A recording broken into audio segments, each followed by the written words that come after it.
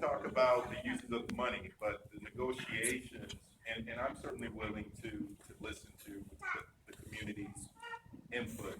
But the community will not be at the table during negotiations with Decatur City Schools. So if I'll certainly, you and I can have some conversations after we finish, get you my information, and I'm certainly willing to listen to any concern that the community may have.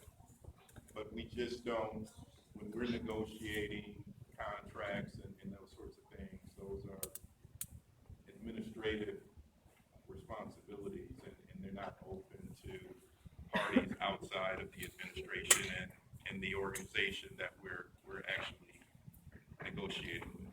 So not to put too fine a point on it, but what we particularly like to talk about, I think, is the long-term use of the resources that we have from Candler Road through our Whiteford community, if Whiteford chose to be engaged with us. Yes, sir. And what we utterly lack here is a cohesive long-term vision that we all agree on.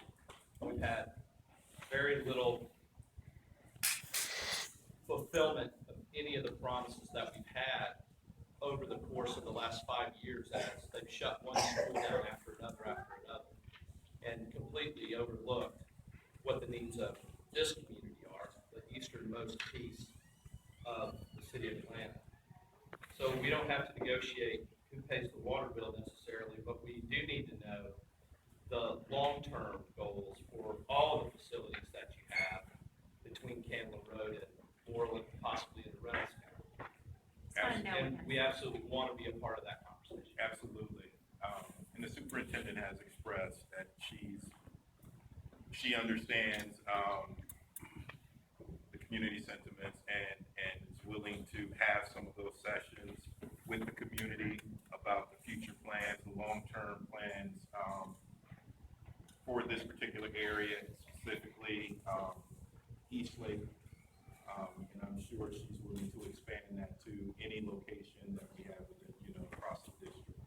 So I'll certainly take that back and let her know that the community is definitely interested in having that conversation, and we will schedule time, whether it's this meeting or some other meeting, to come back and start that dialogue. So with regards to this communication, can we know about what the terms, the length of time that's proposed, and have input on that? No. We'll know about it at some point. You will. Ma'am? Yeah. So I was just wondering, so I feel like it's clear that we don't have input on the front end, but if there is, if these are two public entities essentially coming together as opposed to private entities, will the final agreement be public, a public document? And then my second question is, understanding that this gentleman in representing the City of Decatur Schools has come forth for this opportunity, how is there a way to know that this is the best opportunity? Are you all accepting bids, or is this just the be all and end all because of this request? No, we are not accepting bids. Decatur did reach out, had a need, and our superintendent decided that she would have the conversation. We're not selling the building. We weren't even looking to lease the building. But if someone else were to request, she would not. Is the opportunity for her to be open to the request, is that ad hoc at her discretion? Certainly. Well, I'm sure she'd be open to receiving, any proposal. Mm-hmm. We're not soliciting for a proposal, but certainly if there was something that the community wanted to bring forward, we would certainly take a look at it. But that would need to be done before you all hope to engage this agreement in December. That's correct. And then just going back to my original question, would the final agreement be a public document? Yes. Yes, sir. So I just wanted to clarify a little bit the way this is going to go down. You guys are in discussions, and you take this to the superintendents, and this will probably be presented at a December board meeting. Is that correct? Yes, it will.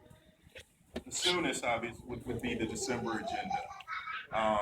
It has to go in front of the board if the superintendent decides to make a recommendation or to move it forward for board approval. Will the proposal need to be made public before board meeting?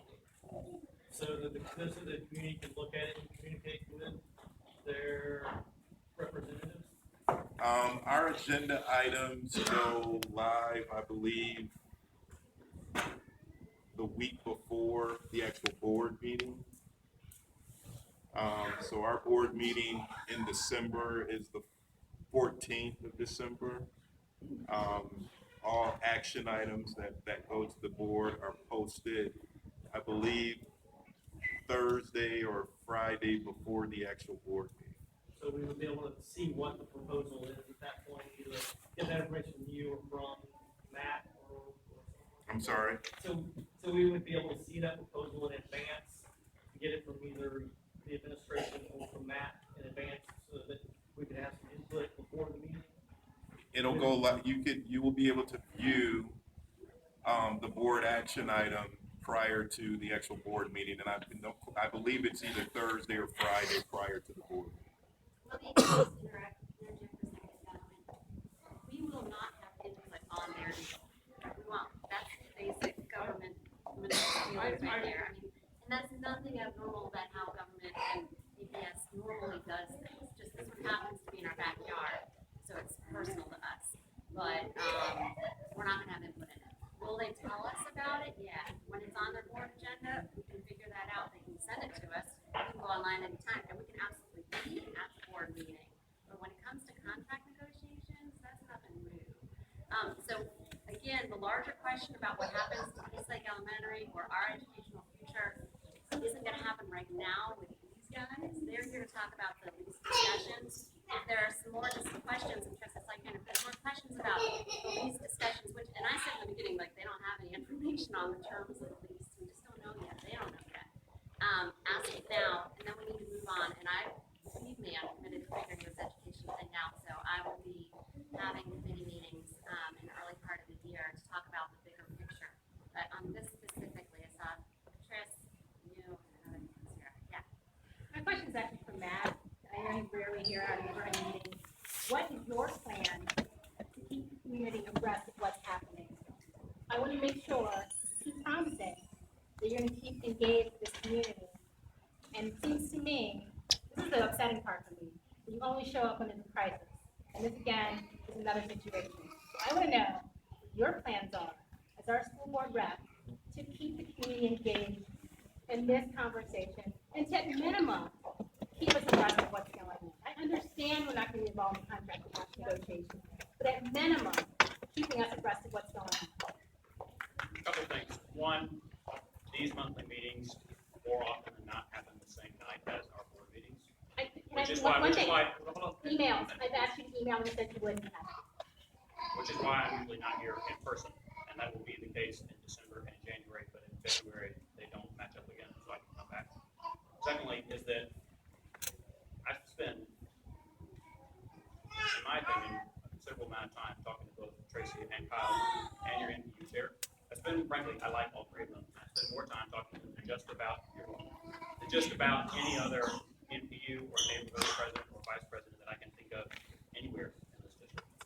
Third, as soon as I heard about this, I reached out to the superintendent and said, you need to understand the trend from 05, Eastlake Elementary from 2812, the Cohen from 2014 context, and the way that people feel about those three things happening to this community. I think it would be helpful if you reached out to the neighborhood association president and talked about this short-term thing, which seems like, to Tracy's point, it's better to have an occupied building than a not-empty building.